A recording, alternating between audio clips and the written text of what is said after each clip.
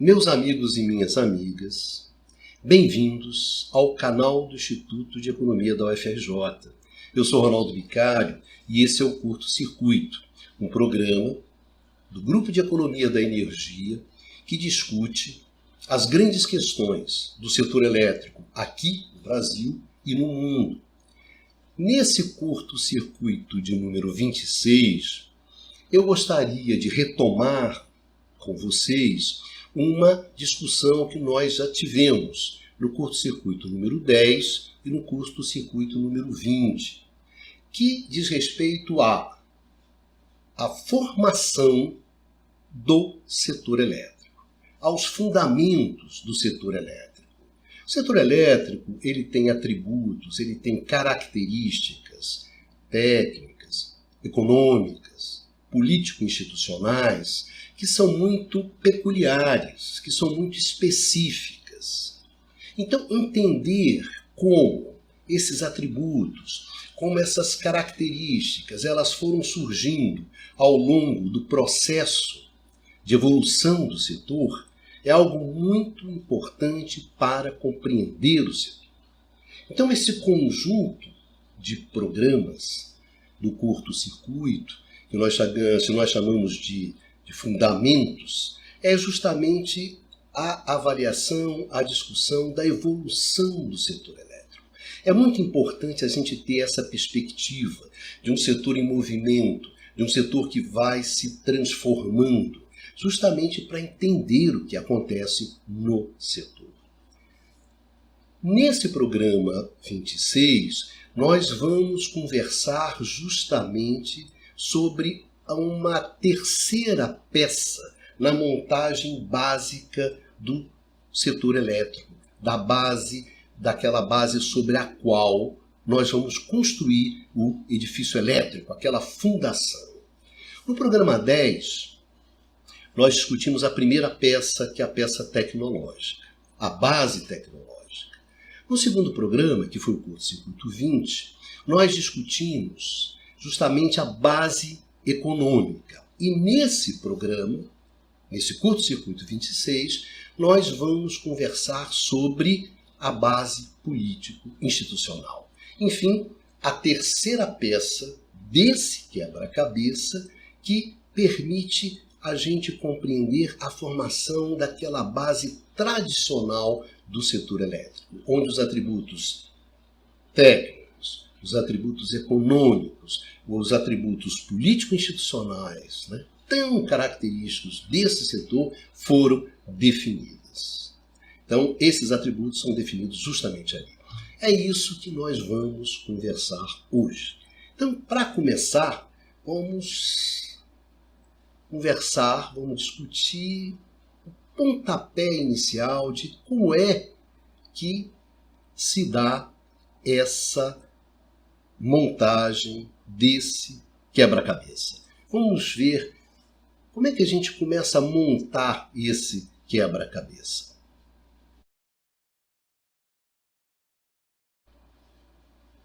A primeira peça desse quebra-cabeça, que nós discutimos justamente no curto-circuito número 10, é a peça tecnológica.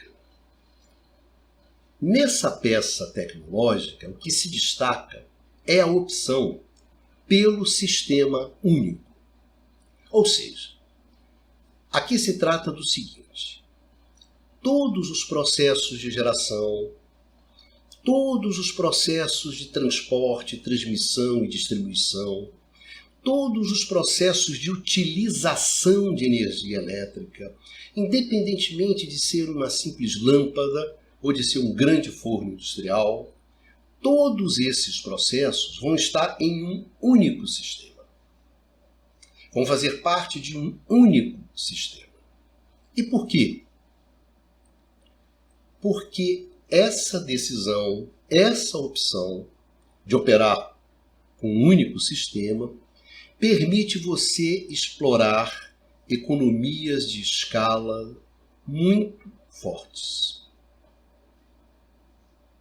E explorando fortemente essas economias de escala, isso abre a possibilidade para uma redução de custos muito significativa. E com essa redução dos custos, a redução das tarifas. E com essa redução das tarifas, é possível dar acesso a muito mais gente à energia elétrica. Então, essa é a lógica do sistema único, dessa opção. De uma opção que, como nós vimos no curto-circuito número 10, nasceu de uma grande batalha, a chamada Batalha dos Sistemas, a Batalha das Correntes. E tudo isso vocês vão encontrar lá no curto-circuito 10. Então, essa é a primeira peça, o sistema único. Qual é a segunda peça? A segunda peça é uma peça econômica. E é um monopólio geográfico regulado. Ou seja, o direito de uma empresa, uma única empresa, explorar o conjunto dos serviços elétricos em uma determinada área geográfica. Por quê? Por que dar um monopólio a essa empresa? Mesmo que seja um monopólio regulado, mas é um monopólio. Porque assim fazendo, eu permito justamente que aquelas economias de escala que existem nesse espaço geográfico sejam exploradas ao máximo. E, portanto, que a redução de custos seja uma redução máxima. E a redução da tarifa, o máximo de redução de tarifas. Então, é justamente para levar a exploração de escalas, de economias de escala, ao seu limite, é que você dá o monopólio regulado para uma determinada empresa. Isso nós discutimos lá no curto-circuito 20, em detalhes, como isso surgiu. Então é a segunda peça econômica. Então nós temos o único sistema, um sistema único, temos um monopólio. E qual é a terceira peça? A terceira peça é justamente a peça político-institucional. E o que ela vai fazer, essa peça? O que ela vai nos trazer? Justamente a definição do papel do Estado nesse setor, nessa atividade econômica. Vai ter intervenção do Estado? Vai. Mas qual vai ser a natureza dessa intervenção? O que vai orientar? O que vai presidir essa intervenção estatal? Essa definição a gente vai ter nessa terceira peça. A definição do Estado em si, isso já tinha sido definido lá quando você escolheu o monopólio. O monopólio regulado. Então você trouxe o Estado para dentro do jogo elétrico. Agora, como é que vai atuar esse Estado? O que vai orientar esse Estado? O que quer esse Estado? Isso só com a terceira peça, a peça político-institucional, é que vai ser definida. E nessa definição, que se dá nos Estados Unidos e que se dá ali nos anos 20, nos anos 30 do século passado, tem um personagem dentro da cena que é importante, que é interessante acompanhar, que é justamente as chamadas companhias, empresas holdings. Essas empresas holdings, elas foram fundamentais no desenrolar dos acontecimentos. Então é justamente por aí que a gente vai começar a nossa história, com as empresas holdings nos Estados Unidos, ali no início do século XX. Bom, para começar, uma empresa holding, a princípio, é uma empresa que detém o controle acionário de outras empresas. Enfim, uma empresa holding é uma empresa que controla outras empresas. Por exemplo, no caso brasileiro, a Eletrobras é uma empresa holding que controla a Chesf, Furnas, a Eletronorte e a Eletrosul. Então, a Eletrobras é a empresa holding e Furnas, Chesf, Eletronorte e Eletrosul são as empresas controladas, são as empresas subsidiárias. Então, uma empresa holding é isso. E essa solução, essa configuração, essa maneira de organizar as empresas foi muito importante no financiamento da expansão do setor elétrico nos anos 10 e nos anos 20. Do que se tratava? O que os caras constataram? Eles constataram o seguinte: vamos imaginar que eu tinha uma empresa A na cidade A e eu tinha uma empresa B na cidade B que detinham o monopólio dos serviços elétricos naquelas duas cidades. O que acontecia? Eram duas empresas independentes. Quando eu lançava ações da empresa A e da empresa B, eu tinha grande dificuldade de vender essas ações, de obter financiamento para expandir essas empresas através justamente da emissão de ações. E eles fizeram o seguinte: por que a gente não cria uma holding e coloca sobre essa holding essas duas empresas que a gente chamava das empresas operadoras, a empresa A e a empresa B, e a gente coloca uma holding aqui em cima. Por que a gente não faz isso e vê o que acontece? E eles fizeram. Qual foi o resultado? O resultado é que vender as ações da holding, da empresa holding, era muito mais fácil do que vender as ações das empresas operadoras, da A e da B individualmente. Poxa, peraí, a gente tem um caminho aqui. Então fizeram o seguinte: olha, nessa cidade aqui, eu tenho a empresa A, eu tenho a empresa B. Imagina mais duas cidades, com a empresa C e a empresa D. Então os caras fizeram assim: então vamos repetir isso. Vamos fazer uma holding aqui que controla a empresa C e a empresa D, que são as duas operadoras, né? As duas empresas operadoras. Vamos tentar. Qual foi o resultado?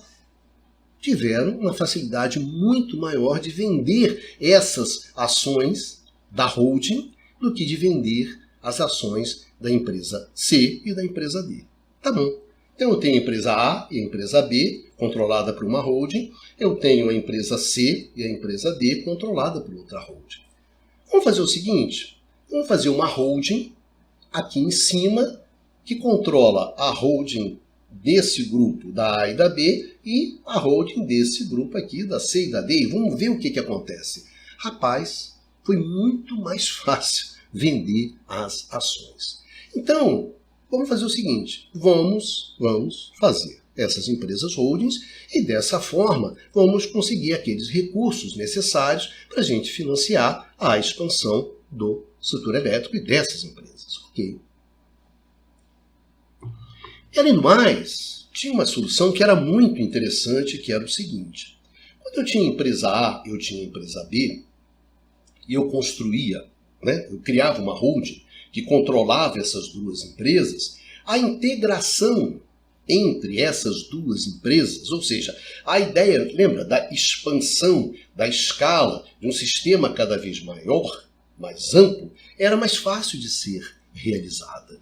Então, a empresa holding, em termos organizacionais, ela ajudava a integração regional dos sistemas locais, ou seja, intra-estadual, e depois a integração entre estados. Então, isso era consistente com a ideia de você ir construindo sistemas cada vez maiores. Então, quando eu pensava em construir uma planta de geração, eu não pensava no mercado simplesmente da empresa A, da cidade A, ou da empresa B e da cidade B. Não, eu pensava na soma desses dois mercados. Então eu podia construir uma planta maior para atender não só uma cidade, mas duas cidades. Então essa lógica, do sistema em expansão, que está lembra do sistema único, que está no coração do setor elétrico, essa lógica era facilitada implementar isso através das empresas holdings. Então o que acontecia? Você fazia a integração regional,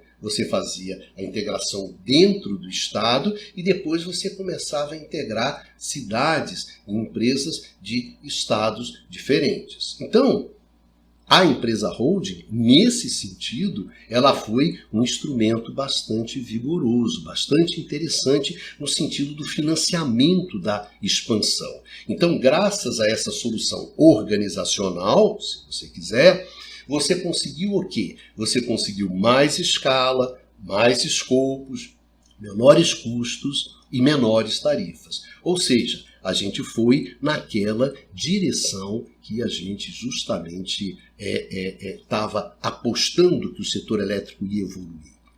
E o que aconteceu? Nota bem, de 1922 até 1927, o número de empresas holding saltou, nos Estados Unidos, de 102 para 180. E o número das operadoras, que são essas empresas lá que detinham o monopólio, que estavam aqui embaixo, né? Estava no monopólio geográfico, essas empresas operadoras caiu de 1.355 para 4.409.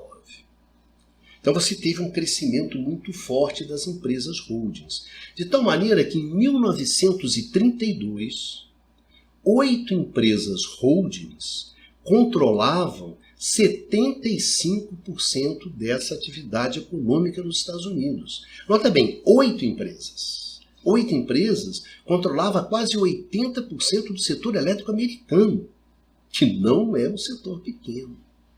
Para vocês terem uma ideia da força dessa questão das empresas holdings, em 1930, a Insuo Utility Investment, que era justamente a grande holding do Samuel Insuo, com um investimento de 27 milhões, o Insuo controlava um conjunto de empresas que se espalhavam por 32 estados e tinham ativos da ordem de 500 milhões de dólares. Então, olha só, uma participação que o Insuo tinha, de fato, de alguma coisa em torno de 27 milhões, ele controlava 500 milhões. E nota bem, um detalhe interessante. 32 estados. Isso em 1930. 32 estados. Então aquela lógica do sistema, a gente começa a pensar, ué, será que isso está valendo?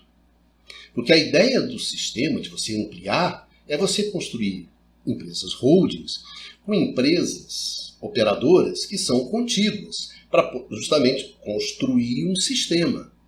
Será que em 1930 a gente tinha um sistema que interconectava o estado de Nova York até a Califórnia? Ou vários estados americanos em um único estado? Não, né? Então, evidentemente, que se você tem uma empresa na Califórnia e tem uma outra empresa em Nova York, sobre a mesma holding, a questão aqui técnica, econômica, da exploração das economias de escala, está saindo um pouco do controle. Ou seja, o jogo estava adquirindo uma dimensão o quê? Uma dimensão financeira. Essa que era a dimensão que estava adquirindo naquele momento. Deixava de ser uma questão técnica, deixava de ser uma questão econômica, para ir se constituindo em uma questão financeira. E aí que a gente começa a entrar na questão fundamental, que é o papel das holdings. O papel das holdings deixa de ser um papel positivo, de ser um esquema pelo qual você conseguia financiar a expansão do setor elétrico, para se tornar num mecanismo, num esquema de especulação financeira. E a partir desse momento é que os fatos vão se acelerar e que os desenlaces, que as consequências e que a própria intervenção do Estado começa a se desenhar no horizonte. Então vamos dar uma olhada sobre a crise das holdings.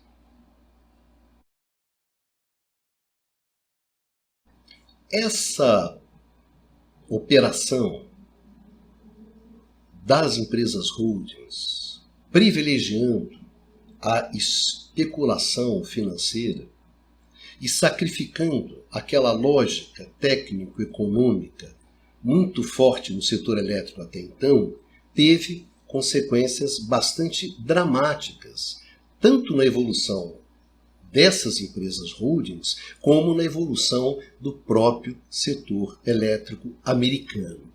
O que aconteceu? O que essas empresas holdings elas começaram a fazer? Você começou a observar uma valorização das ações dessas empresas holdings através da transferência de recurso das empresas operadoras, que estavam aqui na base desse sistema organizacional, para as empresas controladoras, via o pagamento de dividendos e via a remuneração de serviços superfaturados. Então, o que você começou a observar?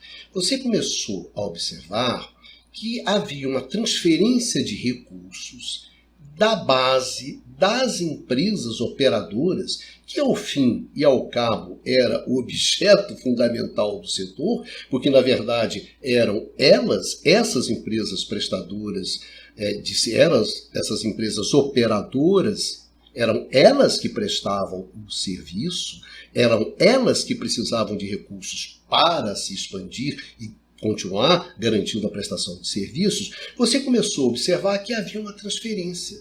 O recurso ia subindo. Saía dessas empresas operadoras e iam para as empresas controladoras, para as empresas holdings, nos seus diferentes e diversos níveis. Ou seja, o recurso saía aqui de baixo e ia subindo, ia subindo, ia subindo, ia sendo apropriado justamente por os níveis mais elevados dessas pirâmides que se tornou as empresas holdings. Isso através de pagamentos de dividendos, Não se esqueça que as empresas holdings, elas controlavam, em termos acionários, as empresas operadoras. Então você pagava dividendos. Quando você pagava dividendos e quando você obtinha receitas de serviços, ou seja, a empresa operadora contratava serviços às empresas holdings. E na hora de pagar por esses serviços eles eram superfaturados. Então você tinha esse recurso. O que acontecia? As ações das empresas holdings, elas ficavam muito valorizadas. Justamente por causa desses pagamentos de dividendos que você estava fazendo. Então, o que acontecia? A empresa holding decidia que ia lançar novas ações. E ações agora mais valorizadas. Só que acontecia que esse dinheiro que era arrecadado por essa emissão de novas ações era apropriado por quem? Por essas empresas controladoras. Então, de tal maneira que esse esquema você ia replicando ao longo de toda a pirâmide.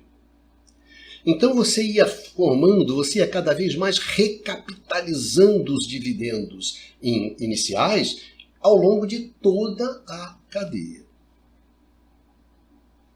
Qual era o resultado final disso? Para você ter uma ideia, se você pegasse assim o preço das ações da Insoo Utility Investments, que era a grande holding lá do Samuel Insoo, que é aquele personagem que a gente conversou bastante sobre eles lá no Curto Circuito 20.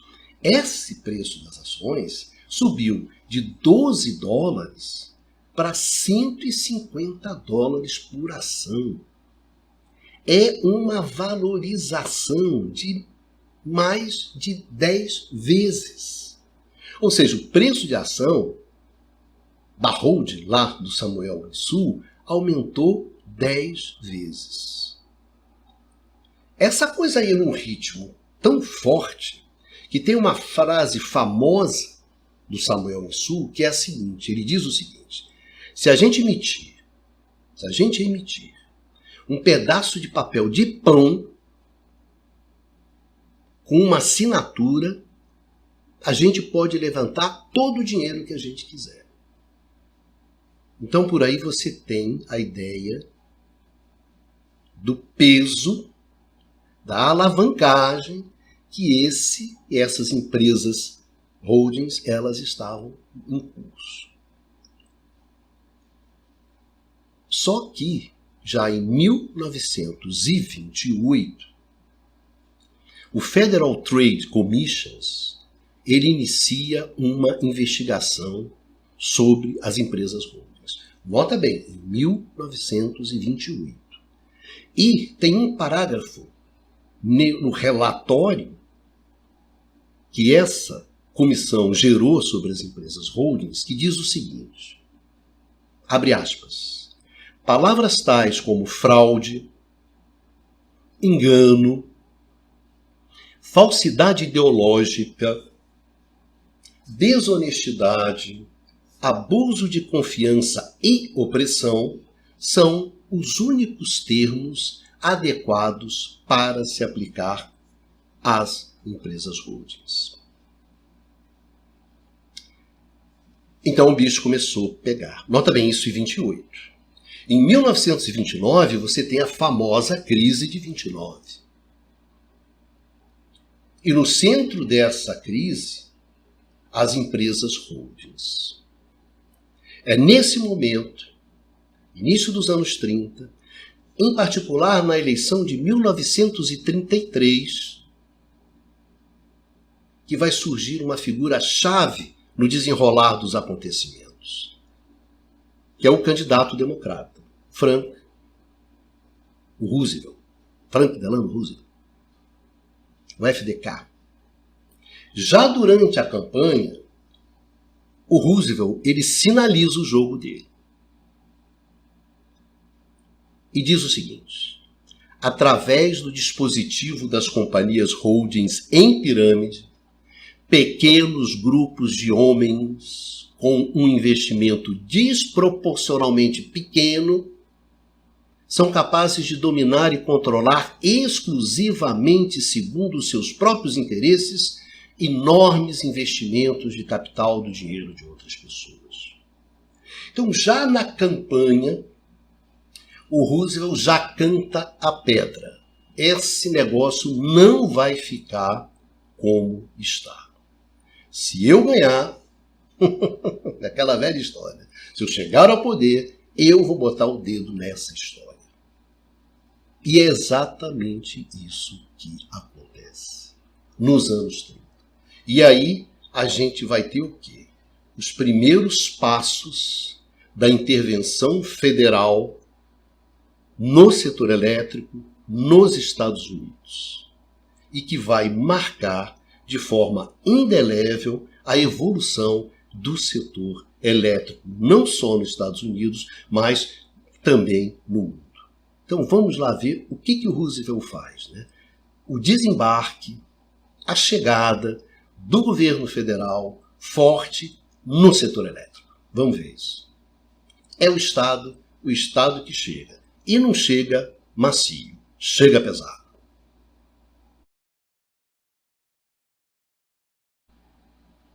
A forte intervenção do governo federal americano no setor elétrico nos anos 30, essa intervenção ela vai ter dois caminhos. Um caminho é o caminho institucional, regulatório, institucional, e o outro caminho é o da intervenção direta, ou seja, o governo federal atuando como gerador de energia elétrica, ou seja, diretamente na atividade.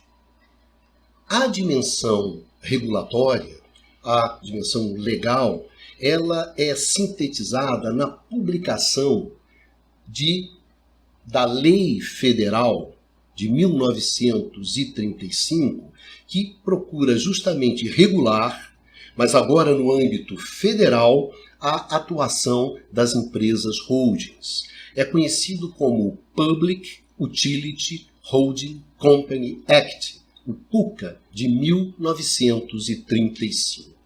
Esse é o marco legal mais importante da intervenção que o Roosevelt faz no setor elétrico americano.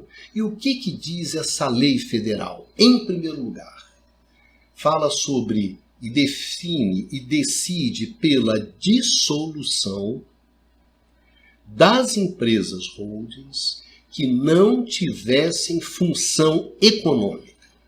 Essa é a primeira coisa. Se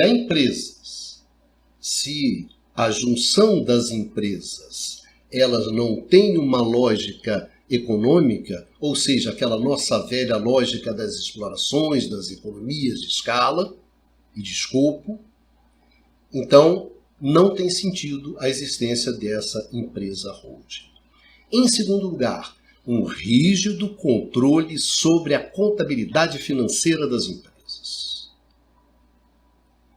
De tal maneira que a lei federal autoriza a Federal Power Commission a integrar as empresas operadoras em sistemas regionais, mas com base na eficiência técnica e não na especulação financeira.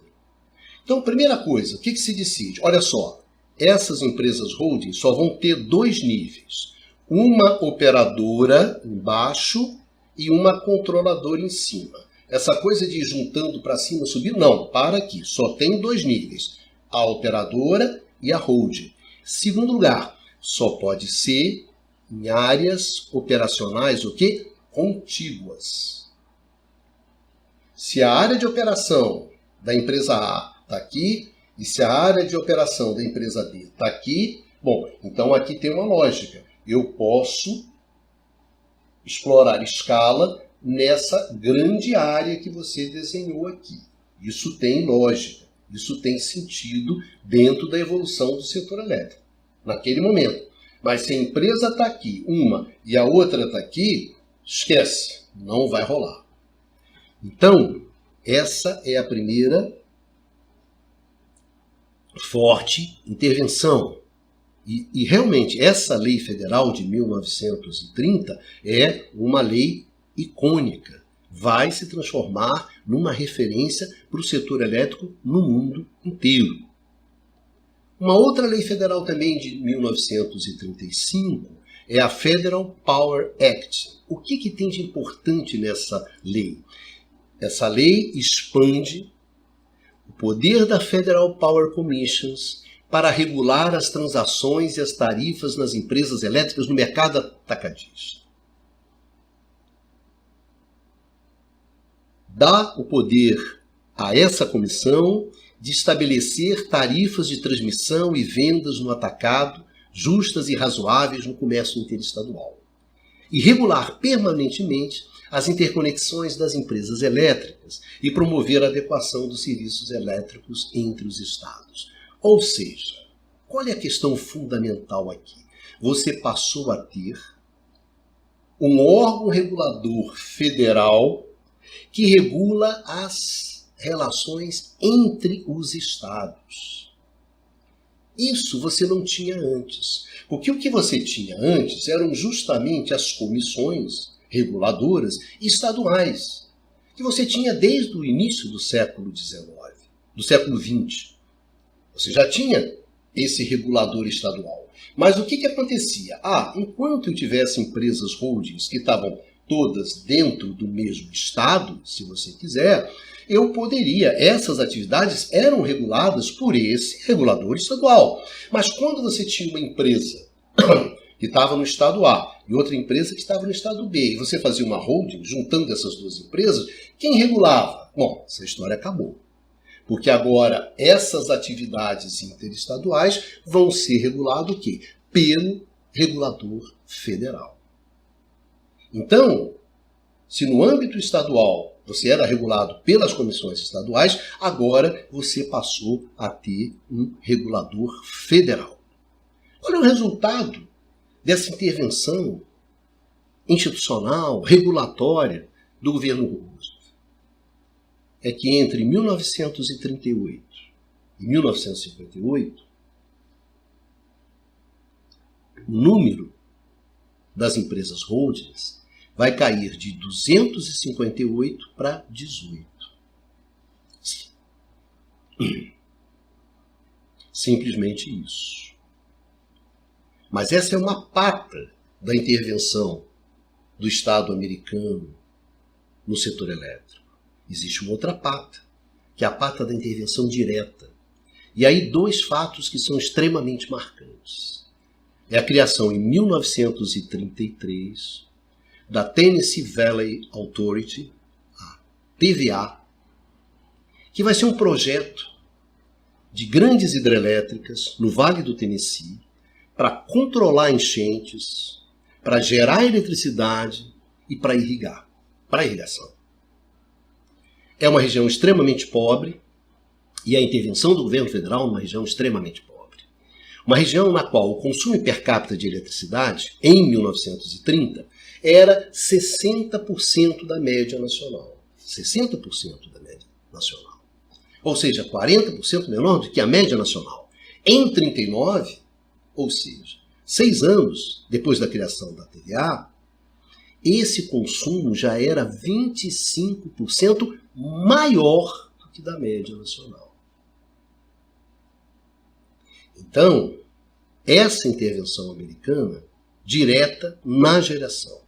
E vai ter uma outra muito importante, que acontece em 1935, que é a criação da administração da eletrificação rural, para levar a cabo, através de cooperativas, a eletrificação do campo americano. E aí você tem resultados que são realmente surpreendentes. Se você pega em 1934, antes da criação dessa unidade, uma em cada 10 fazendas americanas tinha eletricidade. Já em 1941, 4 em cada 10 passaram a ter eletricidade. E em 1950, 9 em cada 10 passaram a ter eletricidade. Ou seja, em 1950, você tinha eletrificado, se você quiser, grosseiramente, 90% do campo americano, através da administração da eletrificação rural. Então, são duas intervenções pesadas, duas intervenções decisivas do governo federal na geração de eletricidade, na produção, na oferta de eletricidade. Para vocês terem uma ideia do peso dessa intervenção estatal, durante a década de 30, durante a década de 40 e durante a década de 50, o Estado americano vai ser responsável por grande parte da expansão do setor elétrico americano. Então, se você quiser, a expansão do setor elétrico americano nos anos 30, nos anos 40 e nos anos 50 foi sustentada pelo Estado americano, numa intervenção que se inicia ali nos anos 30. É claro, evidente, que esse movimento do Estado americano suscitou reações muito violentas. Muito violentas do mercado financeiro e das empresas holdings, que haviam se financiarizado fortemente. Então ali é um choque de interesses entre o governo federal e o Wall Street e as holdings. E o jogo foi extremamente pesado contra o Roosevelt. Houve uma campanha de mídia muito pesada contra o Roosevelt. Dizem que foram gastos mais de $1,5 milhão nessa campanha. Tinha uma propaganda difamatória pesadíssima contra o Roosevelt, chamando o Roosevelt de comunista, chamando o Roosevelt de desequilibrado, de obsessivo. Ou seja, a batalha em torno do PUCA, do ato federal, foi uma batalha extremamente violenta. Mas foi uma batalha que o Roosevelt levou. E quando ele levou, naquele momento, a vitória dessa concepção que o Roosevelt representava definiu um padrão. E você fala assim, bom, mas qual foi o resultado disso? Bom, primeiro, meu amigo, o reconhecimento de que a eletricidade é fundamental para o crescimento econômico e para a estabilidade social. Isso é fundamental. A ideia de que a energia elétrica é um bem, é um insumo essencial para o desenvolvimento econômico, para o bem-estar e para o conforto da sociedade. Portanto, é um bem essencial para a estabilidade econômica e para a estabilidade social. Energia elétrica não é uma mercadoria, não é um bem como outro qualquer. Ou seja, a essencialidade da energia elétrica, a essencialidade desse insumo. É um insumo essencial. Ponto. Outra questão.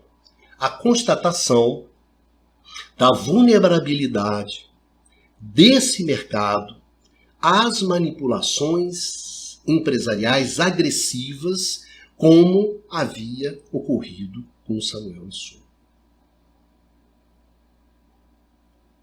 O controle dos mercados de energia elétrica, poderia propiciar o exercício de poder de mercado não só no mercado elétrico, não só na indústria elétrica, mas em indústrias relacionadas, como transporte, manufaturas intensivas no uso de energia. Ou seja, trocando em miúdos, o livre mercado não funcionava bem para a eletricidade. Havia falhas nesse mercado que eram falhas muito, mas muito pesadas. Portanto, era necessária a rigorosa regulação dessa atividade econômica pelo Estado. E aqui você, então, define qual é a natureza dessa intervenção. A partir de duas questões básicas. A primeira delas, a essencialidade do produto, do insumo energia elétrica. É um insumo essencial para o desenvolvimento econômico e para o bem-estar e o conforto da sociedade. Ponto 1. Segundo lugar, esse mercado, o mercado elétrico, é marcado pela excepcionalidade. Ou seja, é um mercado excepcional, é um mercado incomum, não é um mercado como os outros. É um mercado diferente. Nota bem, a essencialidade do produto, da mercadoria que está sendo comercializada pelaquele mercado, e a excepcionalidade desse mercado. É justamente a combinação dessas duas coisas é que justificam política e socialmente, principalmente socialmente, a intervenção do Estado. Então, se esse mercado é um mercado diferente dos outros, ele tem que ser tratado de uma forma diferente. Então ele vai ter uma supervisão, ele vai ter um acompanhamento, ele vai ter uma regulação, ele vai ter um controle por parte do Estado muito maior do que os outros mercados vão ter. É essa visão, essa perspectiva que você marca fortemente os acontecimentos ou o desenlace dos acontecimentos ali dos anos 20 e dos anos 30, que resultam na forte intervenção do Estado. E legitima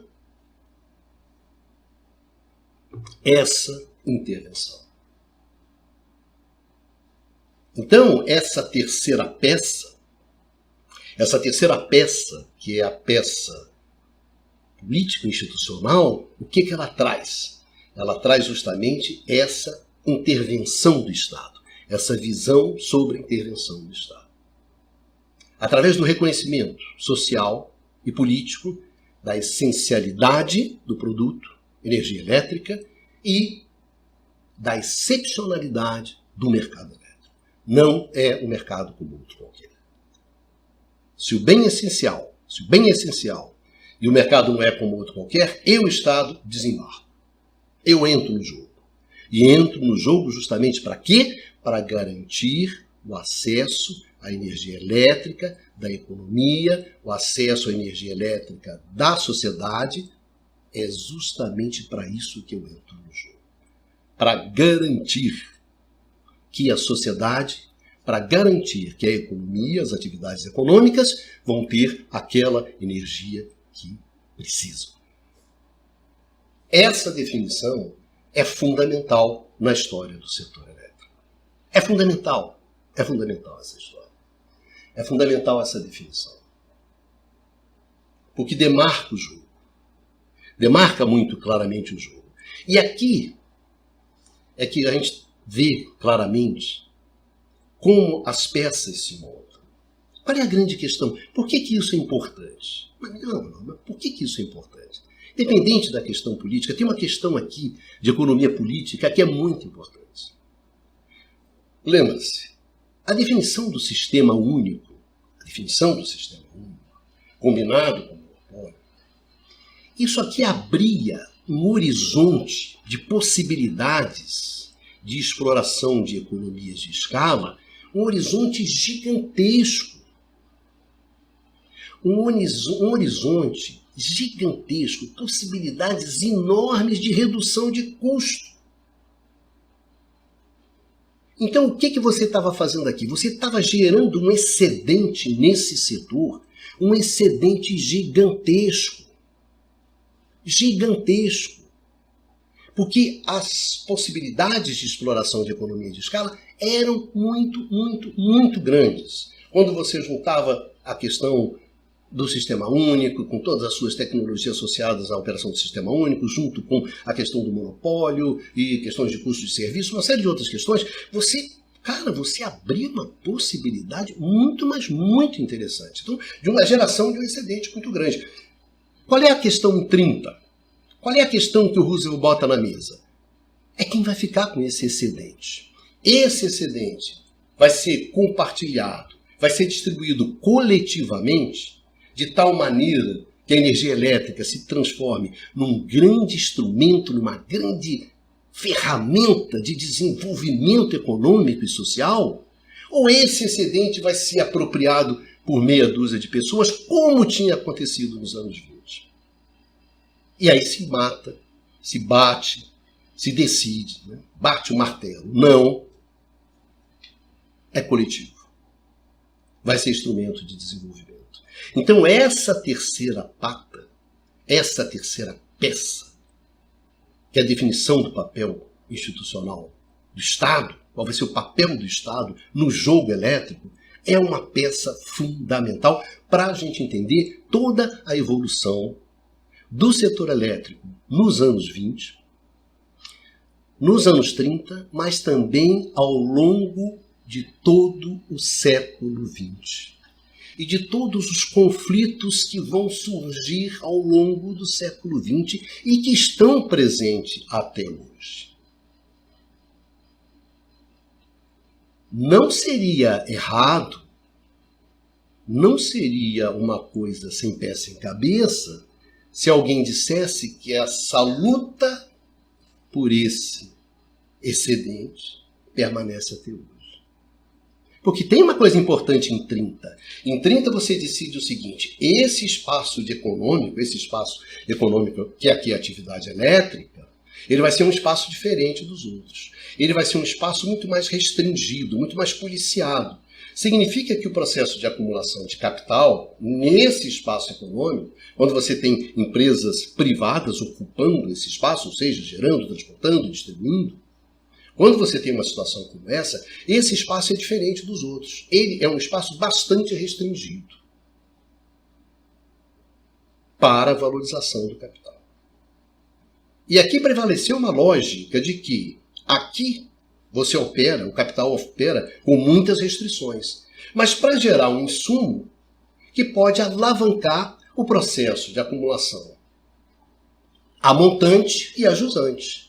A montante com as grandes empresas de bens de capital para o setor elétrico, de equipamentos, grandes empresas de prestação de serviços especializados para o setor elétrico, isso a montante, e a jusante, rio abaixo, todas aquelas empresas intensivas no uso de energia elétrica.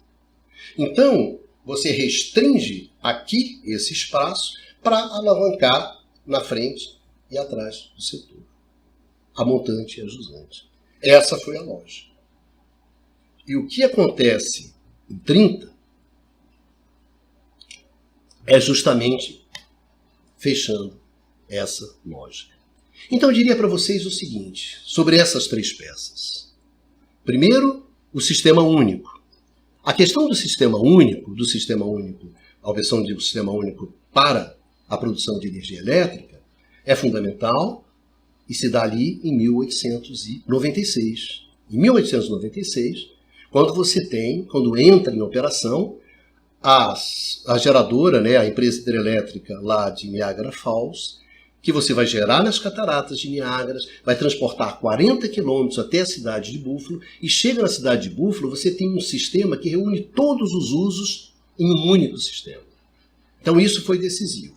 Se você quiser, para a peça tecnológica, o que foi decisivo? 1896, Niagara Falls. E para a base econômica, a questão do monopólio? 1907, quando o Wisconsin é o primeiro estado americano a criar uma comissão reguladora estadual. E para a peça político-institucional? Sem a menor sombra de dúvida, 1935, com as leis federais. E aí você vem e dá um desenho para o setor elétrico. Então essas são as três peças fundamentais. Como a gente vai operar essas peças e montar esse quebra-cabeça ao final, isso a gente vai ver em programas futuros, nos quais a gente volte, né, a esses temas do fundamento. Mas algumas coisas interessantes para terminar, e nós vamos sem dúvida voltar a esse tema, né? Vamos fazer essa mesma coisa que a gente fez sobre a fundação do setor elétrico nos Estados Unidos, vamos falar também como se deu a evolução no Brasil, e tudo isso nesse conjunto de programas dentro do curto-circuito que a gente chama de curto-circuito fundamento, tá certo? Então voltaremos a isso, vocês ainda tem muita história ainda para contar sobre o setor elétrico e muitas coisas importantes para a gente entender e discutir para compreender o que está acontecendo hoje, tá certo? Mas antes de terminar, bom, qual foi o desfecho dos personagens, né? O do Samuel Insull foi o seguinte, o Samuel Insull, ele morreu em 1938 no metrô de Paris, sem poder voltar aos Estados Unidos. E ele se tornou, assim, um símbolo das manipulações financeiras criminosas que levaram ao crash da Bolsa de 1929, né? Tem uma frase famosa que o Thomas Edison, porque o Samuel Insull, como a gente viu lá no Curto-Circuito 20, o Insull trabalhou com o Edison. E depois saiu da empresa do Edison e foi montar a sua própria empresa lá em Chicago e começar a sua carreira brilhante, né? O que o Edison disse para o Insull foi o seguinte: olha só, Samuel, independentemente de que você faça um brilhante sucesso disso ou um brilhante fracasso. Essa frase do Edison, né, foi premonitória do que aconteceria com Samuel Insull. Que talvez, isso que é interessante sobre o Insull, é que ele foi o homem de negócio mais poderoso na década de 20. E ele foi o bandido mais notório da década de 30. Né? Bom, se o valoroso Insull teve esse final, digamos assim, trágico, já o seu oponente, o seu grande oponente, que foi o Roosevelt, teve um destino bastante distinto desse, né? Roosevelt ainda foi reeleito como presidente dos Estados Unidos mais 3 vezes, liderou o seu país na Segunda Grande Guerra, faleceu no poder. Roosevelt vai morrer no poder antes do final da guerra, vai ser substituído pelo Truman, e Roosevelt vai se tornar uma das maiores figuras da história americana, né? Um dos maiores estadistas da história americana e, sem dúvida, um dos maiores estadistas na história do mundo quando a gente olha. Uma figura essencial, fundamental. Então, digamos que esses dois homens, né, o Samuel Insull e o Roosevelt, que tiveram papéis fundamentais na definição da evolução do setor elétrico, tanto nos Estados Unidos como no mundo, tiveram destinos bastante díspares, bastante diferentes. Muito obrigado aos nossos amigos, às nossas amigas que nos acompanharam até aqui nessa conversa, e a gente se encontra aqui no canal do Instituto de Economia da UFRJ num próximo curto-circuito. Vida que segue, vamos em frente e se cuidem. Música